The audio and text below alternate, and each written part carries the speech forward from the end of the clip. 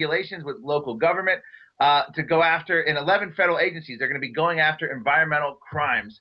So we are not very far. And again, this is all for the good of the planet. And by the way, Homeland Security, TSA's involved, undercover people, bag searches for the earth.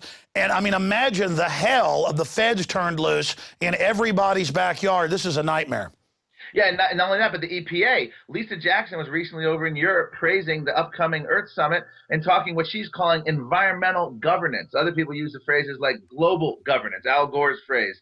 And this is what they're seeking. They're basically saying the Earth can't handle it. People are too stupid. Democracy is destroying the planet.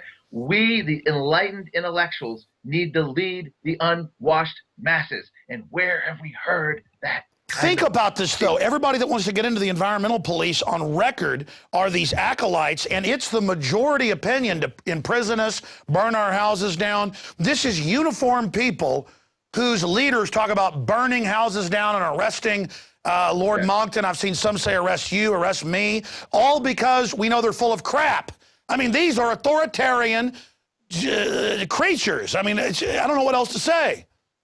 And that's all you can say. And they admit it openly. You know, we have a whole report on all the stuff going back that people wanting to strangle skeptics in their bed. Talking Points memo talking about executing skeptics. Grist magazine calling for Holocaust-style Nuremberg trials for global warming skeptics. So when someone like the Forbes writer named Steve Zwick mentions that about letting houses burn down and this is the way we can find them, then he says later, well, it's just hyperbolic. I didn't really mean it. Well, no. If it was an isolated incident, someone could get away with that. But as you mentioned, every time we look into this, it follows the same pattern. It's always about stifling dissent, shutting them down. Al Gore, back in 1992, lobbied Ted Koppel not to allow a skeptical scientist on Nightline, Richard Lindzen from MIT, because he said the debate was settled. In 1992, they were trying to silence skeptics before global warming even got off the ground. Oh, that's another point. They'll never debate. Al Gore won't debate. Cameron won't debate. None of them will debate. That's not a good sign. In fact, USA Today reported that ClimateGate scientist Michael Mann of the UN, the man who made the totally defrauded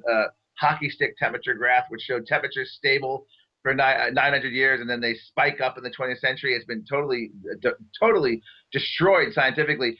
They say he's out now on a book tour to fight the skeptics and debate them, yet he won't take questions. He won't appear on stage with any skeptic. These people live like paper tigers their entire lives, claiming that they have all the answers, claiming they're not wrong, yet they've never once submitted themselves to that kind of scrutiny or cross-examination. It's an embarrassment.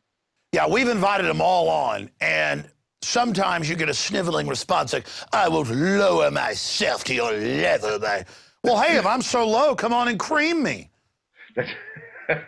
Exactly, and that's what happens is they make all sorts of assertions that can be so easily scientifically refuted using the latest peer-reviewed studies, and they know that. And if they show up, they would be destroyed within a few minutes, and that's the thing. They would never allow it. James Cameron, the Hollywood director, challenged myself and the late Andrew Breitbart and Anne McElhaney from the Irish filmmaker to a debate in Colorado 2 years ago.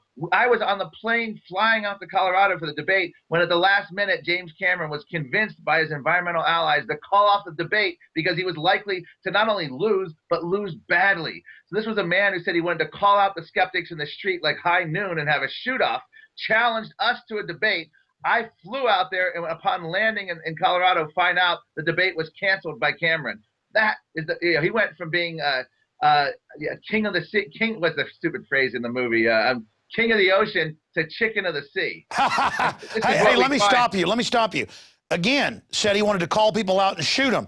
Their entire imagery. Yeah, their entire nomenclature, they're the ones that are always about violence and arrest and let's grab them and treat them. Oh, I didn't mean that, but our other letter, suspend freedom, do whatever you want, dictatorship. I mean, it is a frothing group of miscreant, power-grabbing creatures who've got to be met head-on. And I'm sick of them. Every time MSNBC's here or Nightline or any of these publications, anytime they're here, they say, aren't you going to cause violence? Aren't you going to? And I'm like, I'm not calling for violence. I want my taxes lowered. I want America back. I want freedom. I mean, they obsess on how, and then NBC's caught editing the Trayvon Martin audio of George Zimmerman to make it sound like he's racist. They're caught with the White House with people implanted in the protest group to hype it up. I mean, it's clear. They're the provocateurs. They're the people trying to get America fighting with themselves. They're the people calling for arresting us. These people are criminals. And this is what's happened is across the world, we're seeing this in country after country where debate, dissent. In Australia, they rammed through these climate bills despite overwhelming opposition by the public. And then we're finding now slowly, but slowly, people are fighting back against these totalitarian tactics and streaks. We saw the same thing happen, by the way, in the U.S. Congress. Nancy Pelosi ramrodded the climate bill through, and then, of course, it went on to fail in the Senate. That was actually the birth, that and the healthcare bill were the birth of the U.S. Tea Party. Because they rammed these bills through, there were spontaneous reactions across the country, and this is when we saw global warming become support for global warming become unacceptable. Democratic senators, congressmen showing up at town halls, being booed, jeered, and laughed at when they tried to claim there was a consensus on global warming, and including Al Franken, who then said he wouldn't support the climate bill. The Democrats lost Al Franken as a supporter of the global warming bill. That's how strong grassroots action can overcome even totalitarian impulses. And that's my next point. Are you not worried like I am? And I can't stand Barack Obama, but let's face it, Mitt Romney has supported carbon taxes, helped write the health care bills, been anti-gun. He may be singing a different tune now, but he's bought and paid for by the same crony interest. Yes. And just like under Bush, everybody's going to go to sleep if Mitt Romney gets in. In a way, as bad as Obama's been, he's finally gotten people to wake up. Yes, and this is an issue that's very close to my heart. When we think of how far we've come on environmentalism and global warming, to end up with Mitt Romney is a travesty. Mitt Romney, you can look at where he stands right now. He can say whatever he wishes. He's got a book out that sounds very much like Al Gore. At one point, he was the only Republican that Al Gore praised for belief in global warming last summer. And beyond that, who is Mitt Romney surrounding himself with? People like James Connaughton, a former Bush warmist, who praised the United Nations science, praised the United Nations science process. This is a man that Mitt Romney appears to be taking in as a close advisor on global warming. It's a disaster. Warmed over Bush warmest. And who's the #1 vice presidential pick? Condi Rice. What did Condi Rice say in a recent book? She talked about how she laments the fact that George Bush didn't more aggressively pursue global warming treaties with the United Nations. This is someone the Romney campaign likes to float out like, oh, wouldn't this be an exciting name as vice president? So on these issues, in many serious respects, it's better to have a Democrat proposing them, because they're easier. Republicans will oppose it on partisan grounds. Partisanship is probably the greatest friend of liberty we have today. If John McCain had been elected in 2008, we would have global warming cap and trade if he wanted it, because Republicans won't oppose a Republican president. They will, on knee-jerk style, oppose a Democrat. And that's why, in many regards, if Obama's going to try to do anything, the Republicans will be much more aggressive in opposing it. Now, the issue now is, of course, the EPA. And that's going to have to be done through funding, through lawsuits, and or a change in administration. But the problem is Mitt Romney appears to be tepid at best on these issues. All right, we've only got about 5-6 minutes left here, and I want to just recap the big lies they've told, what they've been caught in, the UN admitting it, Santa over there admitting it. But I wanted to bring your attention to 2 other articles. New Big Brother satellite to hunt down carbon criminals, and that's in Europe that they're going to launch this billion-dollar thing. But we already have the satellites here for years being used. I saw it in Colorado. Farmers built a barn they weren't supposed to. And then you dovetail this with human events reporting. They're shutting down areas of national parks. Most of the big public lands are shut off to humans, period, now. They're saying no horseback riding because it's bad. They're saying no boats, no fishing. I mean, right here, they really want to train us that all that federal land, that we're not allowed to touch it. Yeah, and this is all part of, go back to the first Earth Summit, Agenda 21, the first George Bush. This is all sort of outgrowths of that. They're taking away nature from mankind. Humans are not considered part of nature. We're not allowed to enjoy it like the gnats, like the flies, like the mice, like the lions, like the tigers, like the bears, like the deers. We are somehow different. We're considered an invasive species, so we have to be blocked. We have to be choked out of these parks and out of these systems. And this has been happening. It's been a slow, gradual thing over the years as more and more lands are off limits to off-roading, to fishing, to hiking. to all kinds of outdoor recreation. And there's actually now, even the liberals are getting wind of this. There's actually books now about how children are separated from nature, and the only involvement they have with nature are scare videos, scare films about how it's all disappearing. So kids grow up in a complete computer-generated environment of television and handhelds and computer and different PlayStations, and they're completely devoid from nature. And then what happens is their only involvement with nature is some environmentalists or Hollywood people scaring them about how nature is about to disappear and how nature is some dark, foreboding secret.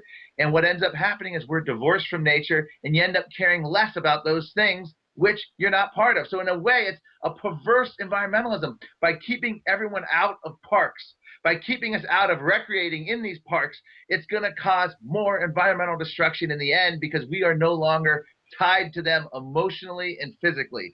And some of the leftists are realizing this, but at the same time, this is all steam ahead with limiting human access to these parks. Well, up on screen, we have one of the congressional maps from the mid-1990s that Dr. Kaufman put together from the UN documents. And right where they've got a spot of red south of Austin is where they've taken a bunch of property from people and forced them to sell it through adverse possession. And about half the country is completely off human limits. They've actually done these biospheres in other areas and expanded them, and these reserves. And then you've got the yellow areas that are restricted use, and then tiny green areas where you're allowed to go around and do things, about 10% of the country. I mean, this is so dangerous, and basically just turns the whole country and the whole world into a prison, and only the good little environmentalists with badges are allowed to. I was in college with a girlfriend at a place called Hamilton Pool.